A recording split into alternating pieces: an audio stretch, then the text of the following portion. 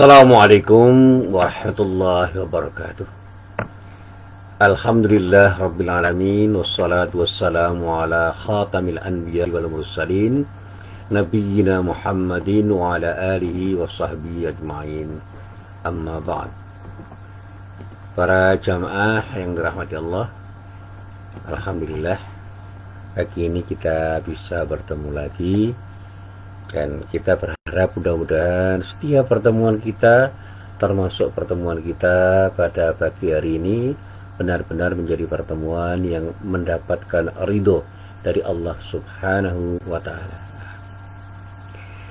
Para jamaah yang dirahmati Allah, hari ini saya merasa tercerahkan, benar-benar merasa tercerahkan, karena sejak kemarin sore sampai tadi malam saya sempat berdiskusi dengan beberapa teman saya. Dan alhamdulillah teman-teman saya itu di samping punya ilmu yang cukup, juga memiliki sikap yang penuh dengan kerendahan hatian. Mereka adalah orang-orang yang berilmu dan sekaligus tawadu. Nah, orang-orang seperti ini tidak terlalu banyak di dunia. Biasanya kalau orang itu berilmu agak sedikit sombong karena ilmunya, dan tidak mudah bagi orang yang berilmu itu bersikap tawadu, karena seringkali orang yang merasa punya kelebihan itu sulit untuk menghargai orang lain dan lebih banyak meremehkan orang lain yang dianggap lebih bodoh daripada dirinya. Tapi teman-teman saya itu sungguh luar biasa, begitu saling menghargai satu sama lain, saling mendengarkan dengan cermat, mendiskusikan sesuatu dengan argumen-argumen yang sangat bagus, dan bahan bacaan yang dia miliki itu sangat kaya. Tidak hanya bahan bacaan dalam arti tulisan-tulisan yang dia baca, tetapi pengalaman-pengalaman hidupnya itu memperkaya pengetahuannya, sehingga ilmunya itu benar-benar mengalir. Dan indah sekali apa yang mereka ucapkan itu, karena dia ucapkan dengan tenang, dengan sejuk, tanpa ada kesan kesombongan di dalam dirinya. Sekali lagi, ini yang mengesankan bagi saya. Dan saya langsung mengatakan, inilah pribadi-pribadi ulul albab, alladzina yadhkuruna allaha qiyaman wa qu'udan wa 'ala junubihim wa yatafakkaruna fi khalqis samawati wal ard rabbana ma khalaqta hadza batila subhanaka faqina adzabannar. Ini yang selalu saya ucapkan. Siapa mereka yang disebut ulul albab itu? Ini sangat mengesankan bagi saya, karena mereka itu adalah orang-orang yang betul-betul kita dambakan. Nah, inilah yang kemudian menginspirasi saya dan kemudian membuat saya penasaran untuk membaca kembali tafsir ayat yang terdapat di dalam surah Al-Imran, tepatnya pada ayat 190 sampai ayat 191. Berkali-kali saya menjelaskan ayat ini, tetapi saya selalu penasaran, apa sih yang terkandung di dalam dua ayat ini, sehingga ayat ini betul-betul ketika dibaca mengesankan.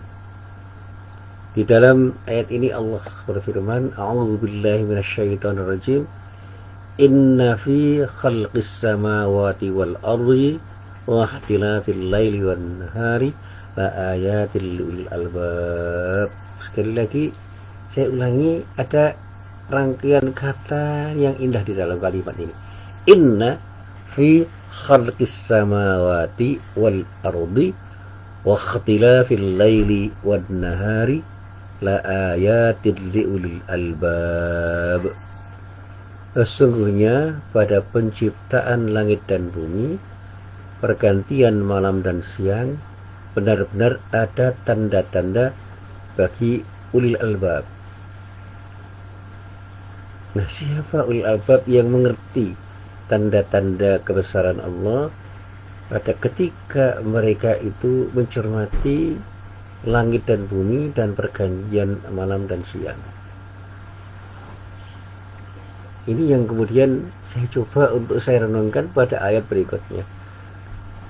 Allah berfirman, alladzina yadhkurunallaha qiyaman wa qu'udan wa 'ala junubihim wa yatafakkaruna fi khalqis samawati wal ard. Rabbana ma khalaqta hadza batila subhanaka faqina 'adzabannar. Mereka itulah orang-orang yang selalu menyebut nama Allah. Artinya mereka itu selalu ingat pada Allah, baik dalam keadaan berdiri, dalam keadaan duduk, atau dalam keadaan berbaring. Dalam keadaan apapun, mereka itu selalu mengingat Allah. Dan zikrullah ini luar biasa bagi setiap orang yang memahami maknanya. Ketika orang itu selalu ingat pada Allah dalam keadaan apapun, dia akan selalu mengerti arti penting Allah bagi dirinya dan bagaimana seharusnya dia bersikap kepada Allah di dalam hidupnya. Dan nanti mengalir menjadi sikap-sikap yang tumbuh pada dirinya untuk selalu bersikap tepat pada ketika dia harus berhadapan dengan realitas kehidupan, sehingga semua langkahnya itu menjadi langkah-langkah yang indah, langkah-langkah yang tertata, langkah-langkah yang baik, langkah-langkah yang bermakna. Kenapa? Karena di dalam hatinya selalu ada Allah, pikirannya selalu tertata karena zikrullah, ucapannya selalu tertata karena zikrullah, tindakannya selalu tertata karena zikrullah. Jadi kalau orang yang mengingat Allah di setiap kesempatan dimanapun dia berada, insya Allah cara berpikirnya tertata, cara bertutur katanya tertata, cara bertindaknya juga tertata, sehingga semua yang dilakukan baik secara lisan maupun tindakan maupun ungkapan-ungkapan yang dia sampaikan dengan pikiran-pikirannya sangat jernih, sangat dalam, sangat bermakna, sangat indah, dan benar-benar memberi manfaat untuk dirinya dan banyak orang yang berinteraksi dengan dirinya. Dan itu yang saya pahami dari teman-teman saya yang sejak kemarin sore itu mengalir, mengajak diskusi dengan saya.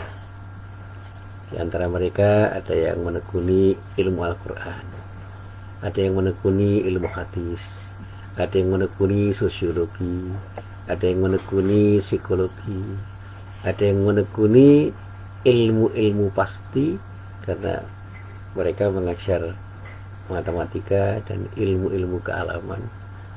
Dan ada sebagian dari mereka itu yang berasal dari fakultas teknik, dan dari ilmu-ilmu yang mereka miliki itu mengalir kata-kata yang indah, menyejukkan, dan penuh makna.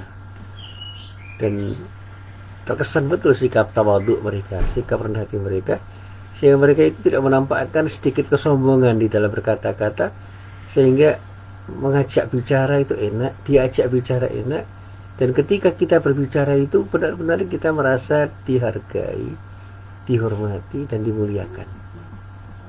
Dan ini adalah sesuatu yang harus saya katakan, meskipun ya apa yang saya diskusikan itu bukan persoalan yang terlalu penting, tetapi menjadi sangat penting karena ungkapan-ungkapan mereka yang penuh makna. Saya lalu ingat beberapa guru saya yang sempat mengajar saya. Ada Profesor Nurholis Majid, Profesor Nuruz Zaman, Profesor Ahmad Syafi'i Ma'arif, Profesor Harun Al-Rashid, dan beberapa guru besar lain yang masih saya ingat. Yang antara ini satu yang selalu saya ingat petua-petuanya, nasihat-nasihatnya dan tulisannya, itu Profesor Dr. Kunto Wijoyo, Allah yarham. Di samping guru-guru saya yang tidak punya gelar akademis seperti Pak Haji Air Fahrudin, Pak Cintar Tamimi, kemudian Ustadz Ibnu Juraim, dan masih banyak lagi guru-guru saya yang masih saya kenang, nasihat-nasihatnya, petua-petuahnya, tausiahnya yang begitu mendalam. Dan ini yang kemudian memperkaya diri saya ketika saya harus belajar banyak hal, termasuk belajar hidup. Nah, para jamaah yang dirahmati Allah, ada simpulan penting yang saya pahami dari diskusi-diskusi saya dengan teman-teman saya, bahwa segala sesuatu yang ada di alam raya yang luas ini pada hakikatnya adalah merupakan bukti kemahakuasaan dan maha besarnya Allah Subhanahu wa taala, sekaligus menjadi bukti dan tanda-tanda keberadaan Allah. Jadi kalau ada orang yang mengatakan Allah tidak ada, nah dia belum belajar betul terhadap fenomena alam raya ini. Tidak usah Allah mengatakan saya ada, tetapi dengan mempelajari fenomena alam raya ini, kita akan mengerti tanda kebesaran Allah, tanda kemahakuasaan Allah, dan tanda keberadaan Allah yang luar biasa. Allah omnipresent, Allah selalu hadir dan selalu ada di manapun kita berada dan kapanpun kita berada. Tidak usah ada kata-kata saya ada, seperti ada seorang kiai yang mengatakan, ayo tunjukkan ayat Al-Quran yang mengatakan Allah itu ada. Ya tentu saja tidak harus eksplisit kita memahami keberadaan Allah itu dari pernyataan Allah yang mengatakan saya ada. Tetapi rangkaian kata, rangkaian kalimat, dan bahkan kalau kita mencermati semua hal yang ada di alam raya ini, kita akan bisa memahami tentang keberadaan Allah. Dan saya selalu mengatakan bahwa orang-orang yang selalu berpikir dan memahami alam raya ini dengan seksama akan menemukan bahwa dirinya sendiri adalah bagian yang amat kecil jika dibandingkan dengan keberadaan, kemahakuasaan, dan kemahabesaran Allah Subhanahu wa taala yang tidak terbatas.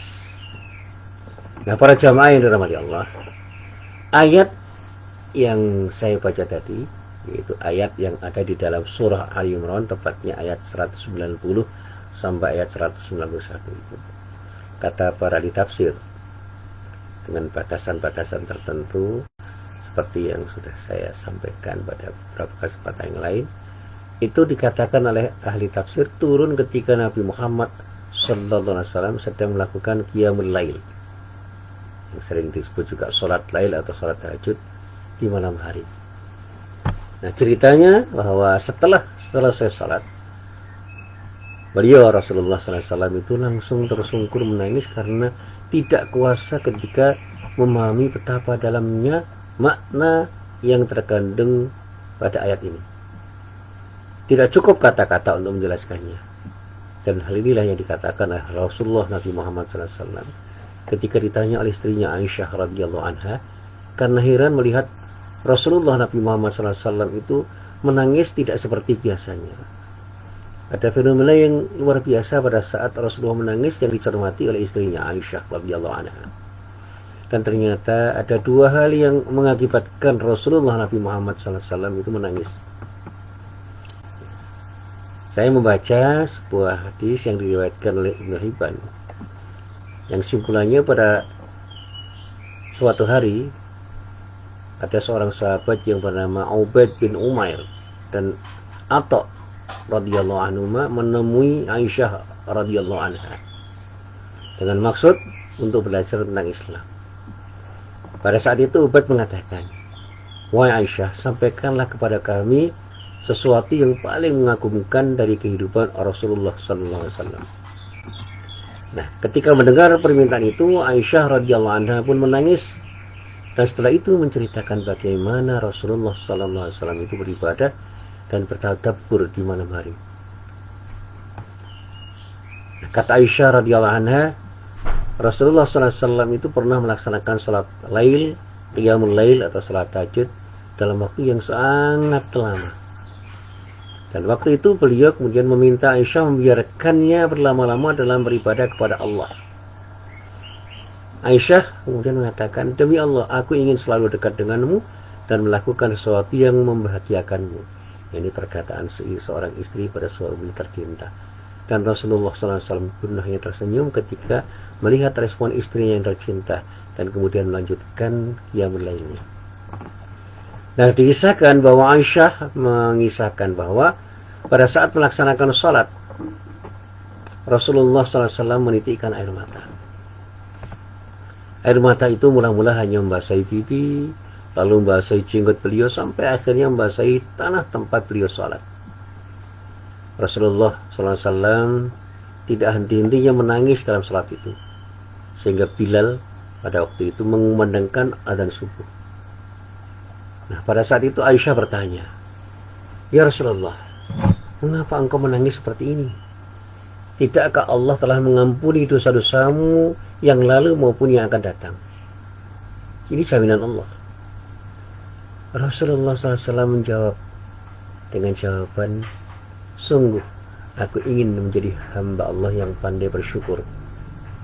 Ini kata Rasulullah, orang yang baik, orang yang terkenal sangat baik, masih mengatakan, "Sungguh, aku ingin menjadi hamba Allah yang pandai bersyukur." Artinya beliau belum merasa pandai bersyukur dan ingin meningkatkan kepintarannya di dalam bersyukur. Kemudian Rasulullah melanjutkan, "Ya Aisyah, wa Aisyah, aku menangis seperti itu karena Allah baru saja menurunkan ayat Al-Quran kepadaku, telah berfirman dengan ayatnya kepadaku, dan orang yang membaca ayat yang difirmankan oleh Allah, yaitu pada surah Ali Imran ayat 190 sampai ayat 191 ini, akan celaka jika tidak bertadabbur terhadap ayat itu, tidak ingin membacanya, memahami isinya, merenungkan maknanya, dan mengamalkannya. Jadi kalau ada orang yang tidak mau membaca ayat ini dengan sikap ingin tahu yang mendalam, ingin merenungkan maknanya, meyakini isinya, dan kemudian berusaha mengamalkannya, itu rugi besar, celaka. Ini kata Rasulullah. Dan ketika Allah berfirman, "Sesungguhnya dalam penciptaan langit dan bumi dan silih bergantinya malam dan siang terdapat tanda-tanda bagi orang-orang yang berakal, yaitu orang-orang yang mengingat Allah sambil berdiri atau duduk atau dalam keadaan berbaring, dan mereka memikirkan tentang penciptaan langit dan bumi, saya berkata, ya Tuhan kami, tiadalah Engkau menciptakan ini dengan sia-sia, Maha suci Engkau, maka peliharalah kami dari siksa neraka." Ini rangkaian ayat yang terdapat di dalam surah Ali Imran ayat 190 sampai ayat 191, sebagaimana yang diriwayatkan oleh Ibnu Hibban dari Atta radhiyallahu anhu pada kitab Sahih Ibnu Hibban juz 2 halaman 386, hadisnya nomor 620. Jadi sekali lagi Ibnu Hibban mengingatkan Rasulullah itu punya cerita seperti itu, dan Aisyah menceritakan, sehingga Atta radhiyallahu anhu menceritakan hal ini, dan kemudian dikutip oleh Ibnu Hibban di dalam kitab Sahih Ibnu Hibban juz 2 halaman 386, hadis nomor 620. Jadi kalau kita renungkan kembali firman Allah, "Inna fi khalqis samawati wal ardi wa ikhtilafil laili wan nahari la ayatin li ulil albab alladzina yadhkuruna Allaha qiyaman wa qu'udan wa 'ala junubihim wa yatafakkaruna fi khalqis samawati wal ardi rabbana ma khalaqta hadza batilan subhanaka faqina adzabannar." Luar biasa makna ayat ini. Dan kalau kita tadabburi, luar biasa, kita akan ingat betul bahwa kita ini masih harus terus menyempurnakan diri kita ketika beribadah kepada Allah Subhanahu wa taala. Jangan-jangan kita ini belum beribadah dengan baik dan benar. Jangan-jangan kita ini belum bersyukur atas nikmat-nikmat Allah yang telah diberikan oleh Allah pada diri kita.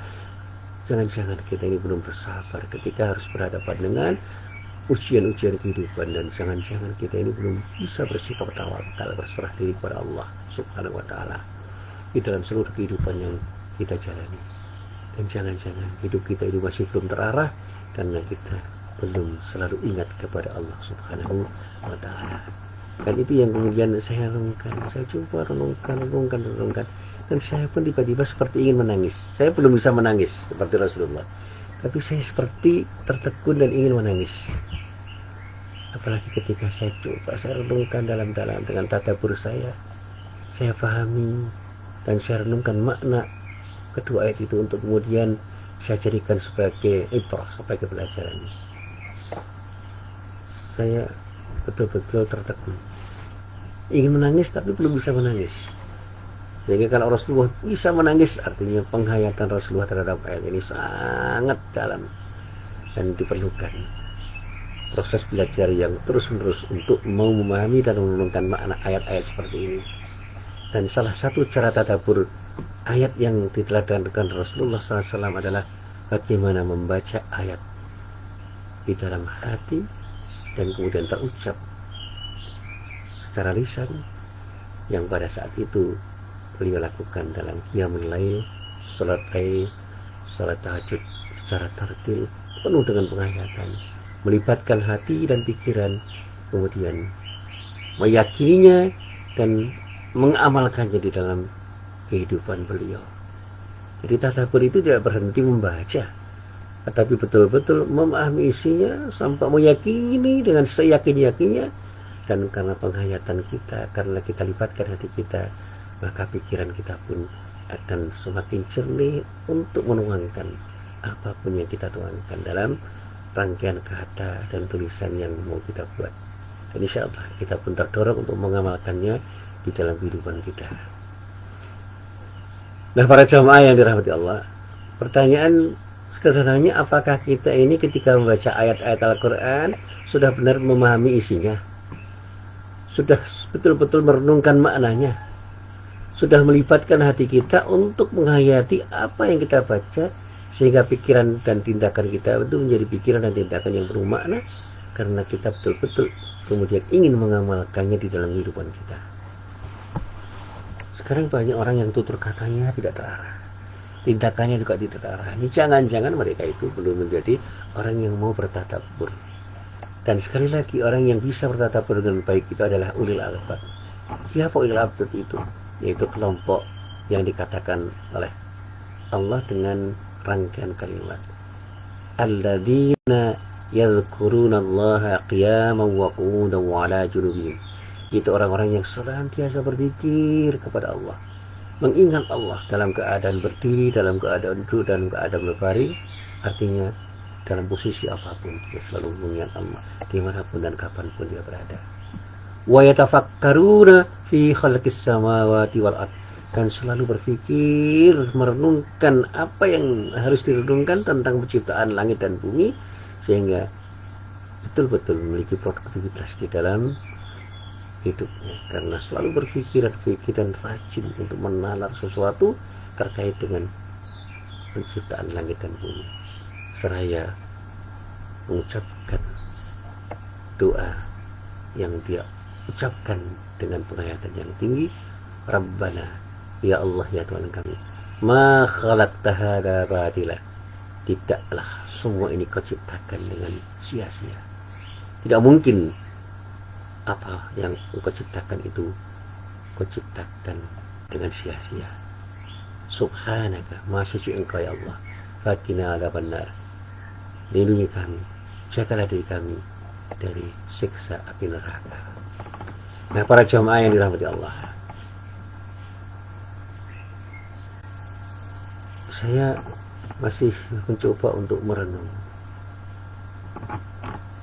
Apapun yang saya baca dari ayat ini, ternyata belum menumbuhkan kesadaran untuk menjadi orang yang terbaik di dalam beribadah kepada Allah. Ketika Rasulullah menangis ketika membaca ayat ini, saya belum bisa seperti Rasulullah. Artinya saya perlu meningkatkan intensitas saya di dalam membaca ayat-ayat Al-Quran, termasuk ayat yang seperti ini.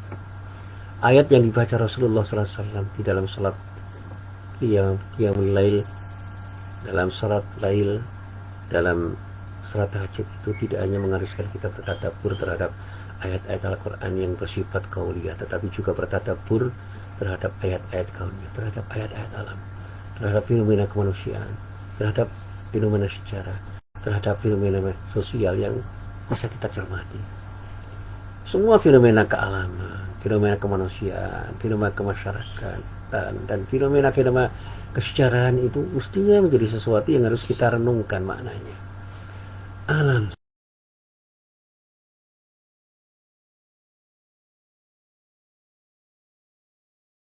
tanda keagungan Allah dan bertadabbur terhadap ayat Allah, baik ayat yang tertulis maupun ayat yang terhampar di alam semesta.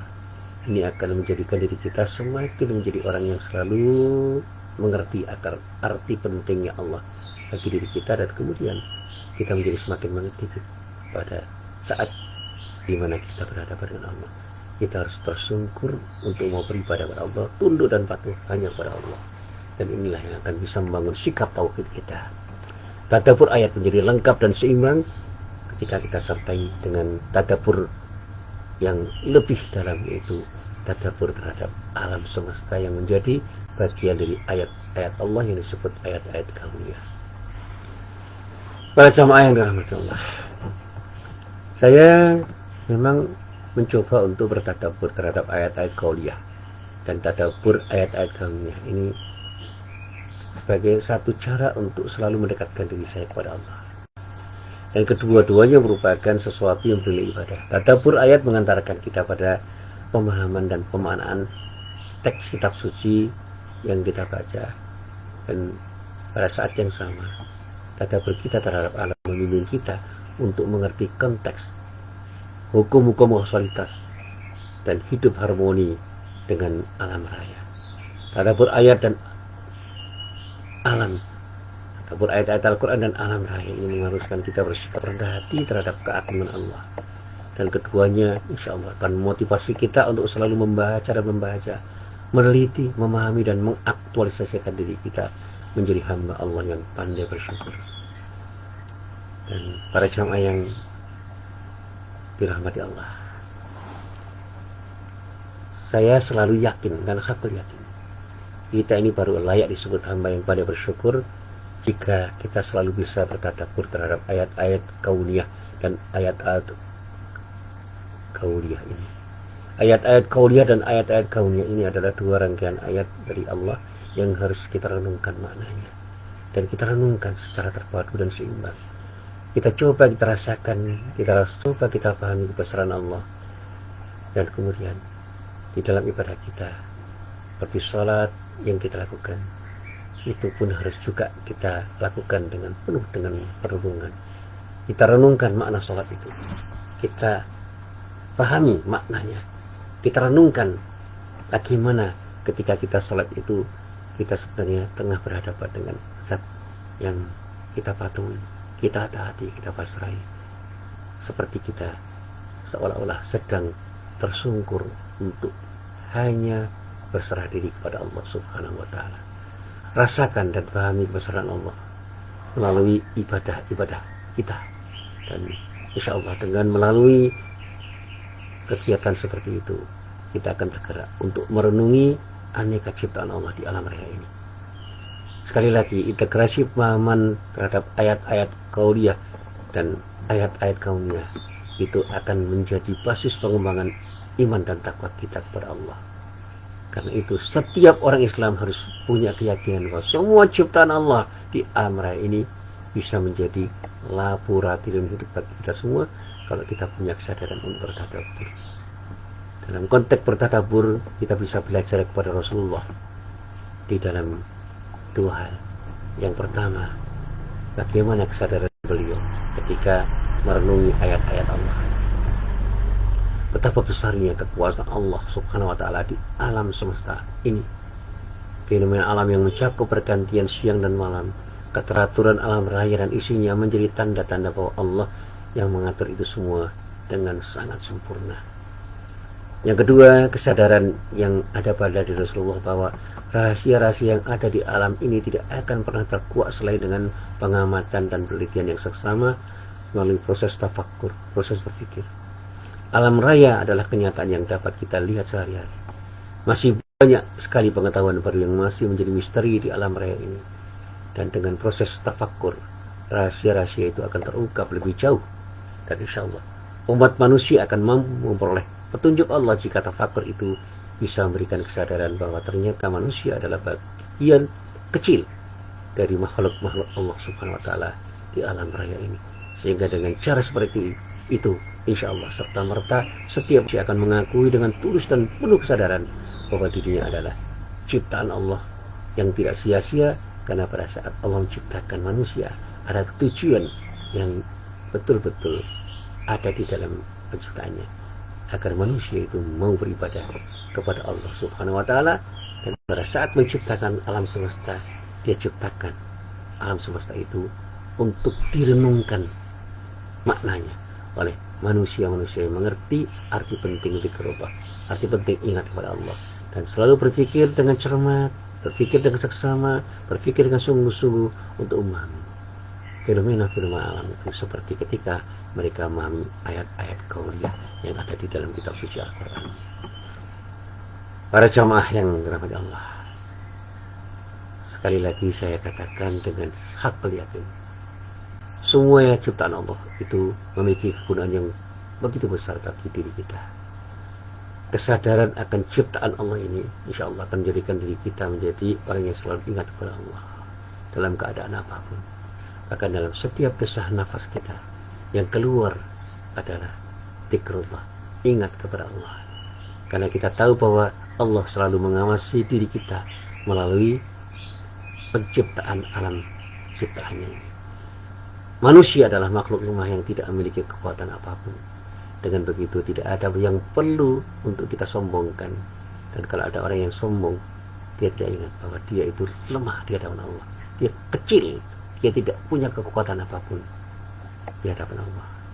Kesadaran manusia untuk selalu tafakkur, berpikir terhadap alam semesta dan zikir atau mengingat keagungan dan kuasaan Allah dalam segala hal, itulah yang insya Allah akan menjadi ciri orang yang disebut oleh Allah dengan sebutan ulul albab, sebagaimana sosok Nabi Muhammad sallallahu alaihi wasallam.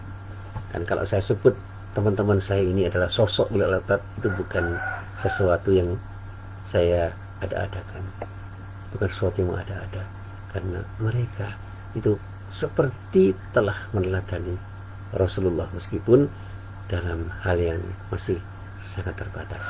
Tetapi dengan kemampuan intelektual mereka bisa bersikap tawadhu. Mereka sadar bahwa apa yang mereka ketahui dari ayat-ayat Allah itu masih terlalu kecil, masih terlalu sedikit, dan mereka tergerak selalu untuk belajar dan belajar. Dan pada saat bisa belajar, mereka tahu, mereka sadar bahwa inilah pemberian dari Allah yang harus dia syukuri, yang harus mereka syukuri. Dan pada saatnya tidak ada sedikit pun kesombongan yang bisa kita lihat di dalam ucapan-ucapan mereka, di dalam tindakan mereka. Dan itulah pribadi-pribadi yang perlu kita teladani. Mari kita belajar menjadi ulil albab, orang yang selalu bisa bersikap rendah hati dan selalu berpikir terhadap fenomena kealaman, fenomena kemanusiaan, fenomena kemasyarakatan, dan fenomena lain yang ada di alam raya ini, sambil seraya kita baca ayat-ayat Al-Quran. Kita padukan tadabbur kita terhadap ayat-ayat kauniyah dan kauniyah itu, dan mari kita terus berpikir agar kita menjadi orang yang selalu bisa belajar dan belajar untuk mengerti kekuasaan Allah, untuk mengerti kebesaran Allah, untuk mengerti keagungan Allah, untuk mengerti kemahaluasan ilmu Allah, yang pada saatnya kita akan selalu menjadi orang yang selalu sadar akan arti pentingnya sikap tawadhu dan keingintahuan kita untuk selalu belajar dan belajar dari waktu ke waktu, dimanapun dan kapanpun kita berada. Dan setelah kita belajar, mari kita jadikan diri kita menjadi orang yang selalu dekat kepada Allah dengan sikap rendah hati kita, dengan harapan mudah-mudahan Allah selalu menunjukkan kepada kita jalan yang terbaik untuk menuju ridhonya. Inilah apa yang bisa saya sampaikan dalam kesempatan pagi hari ini. Mudah-mudahan apa yang bisa saya sampaikan ini bermanfaat, utamanya bagi diri saya dan bagi siapapun yang mau berbagi dengan diri saya dimanapun dan kapanpun kita berada. Assalamualaikum warahmatullahi wabarakatuh.